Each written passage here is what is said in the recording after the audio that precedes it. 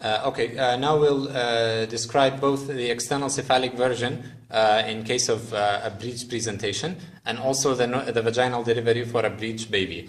We'll not go into details of theoretical issues in external cephalic version, but the maneuver itself, of course, you can do it after 36 weeks, 37 and beyond. It's the best time, and basically there should be no engagement. So what you do after giving the tocolytics and doing CTG for 20 minutes and so on, the maneuver itself, this is of course it's covered by the abdomen. So first you try to disimpact the buttocks or the breech part, and by the other hand you push in the direction of flexion of the head. Okay, and then you try to slowly but surely reverse it until you reach the end, and that's it.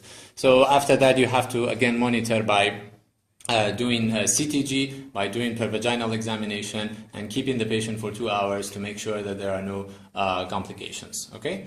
Now let's move on to the vaginal delivery for breech. So the woman didn't come for external cephalic version, or there was a contraindication to cephalic version, and the woman either presented in already started labor or she just opted for vaginal delivery. So how do you deliver a baby in breech? Well, first of all, it depends on the type. If it is by complete breech, we mean that there is flexion of the thigh and flexion of the knee joint as well. This is complete breech.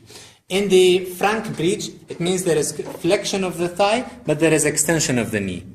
Only in these two types can we do the vaginal delivery. If it is incomplete breech, that is, there is extension of the thigh, then we cannot do vaginal delivery, and it has to go to cesarean section. So now when we're talking about vaginal delivery, it's either this, which is called frank breech, or it is complete. Okay, just like this.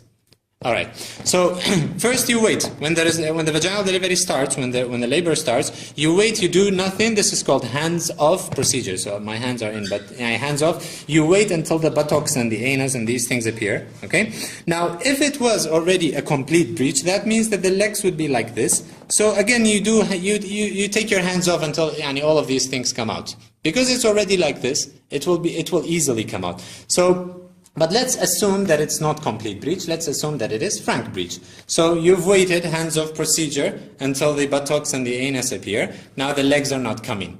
So what you do, it's called Pinard maneuver. You push on the popliteal fossa. Okay, let's see, the baby's like this. You push like this in order to flex the knee. Now this plastic baby is difficult to flex, so I'll slightly modify the maneuver. But you get the point. You have to push on the popliteal fossa, okay, until the legs come out. So after that, now the trunk is coming down. You have to deliver the cord in order to avoid compression on it, and also to make sure or to know whether the cord is short or not. The baby will, the shoulders will enter the pelvic brim in a transverse direction, and after that there will be restitution. When this happens, you will see the scapula. So in order to deliver at this moment, first you have to deliver the arms. How do you do it? You will put pressure, okay, so you'll go inside, this is called Lofset maneuver. You'll put pressure on the antecubital fossa, okay, so just come to this side. This is on the antecubital fossa. I'll push it down until I deliver that arm, okay? And then, in order to do it for the other one as well, I'll rotate the baby from outside, so I'll do like this, and then I'll deliver this arm as well, okay?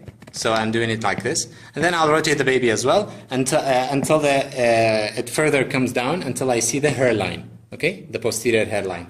At this moment, I can either put the baby on this arm of mine, and with these 3 fingers, I'll push on the face. So I'll push on the mouth and the maxillary prominences, okay, and with the other hand, I'll push on the back of the head, and this will deliver. Or this will facilitate the delivery.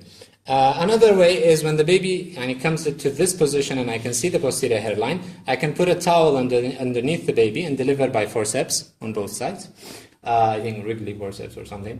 Or alternatively, I can just hyperextend the body of the baby until it's delivered. Thank you.